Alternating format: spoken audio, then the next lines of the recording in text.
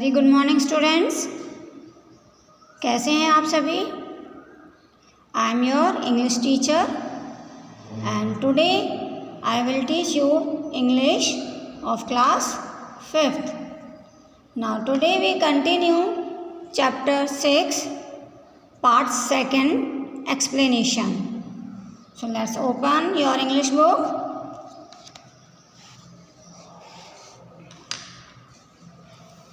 Chapter 6 The Daffodils. बच्चों ये chapter जो 6 है ये कोई एक स्टोरी नहीं है, ये एक पोयम है। तो आज मैं आपको पार्ट 2 में इसे एक्सप्लेन करूँगी।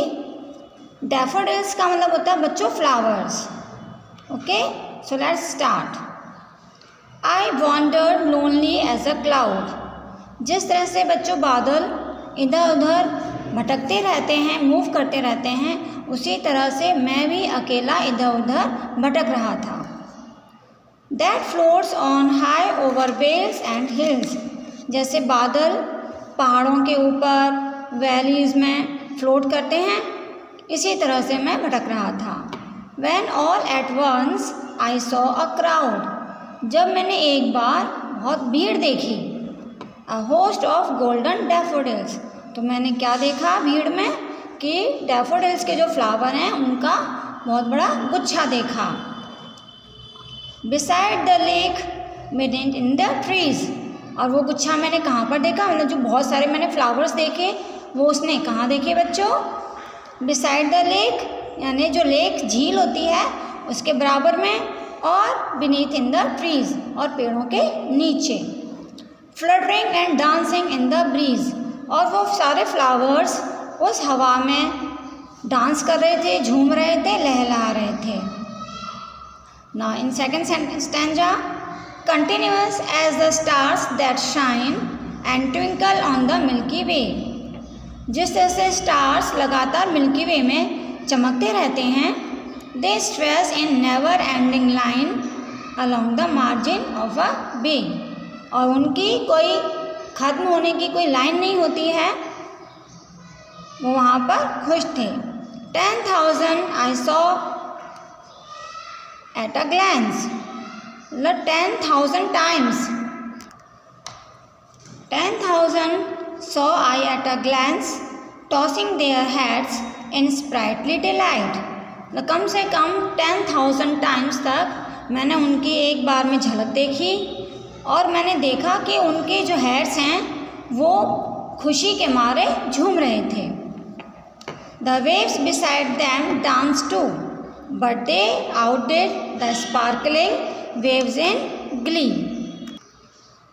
जो वेव्स थी उसके बराबर में वो भी डांस कर रही थी, लेकिन जो स्पार्कलिंग वेव्स थी यानी कि जो लहरें थी वो भी खुशी से भरी हुई थी।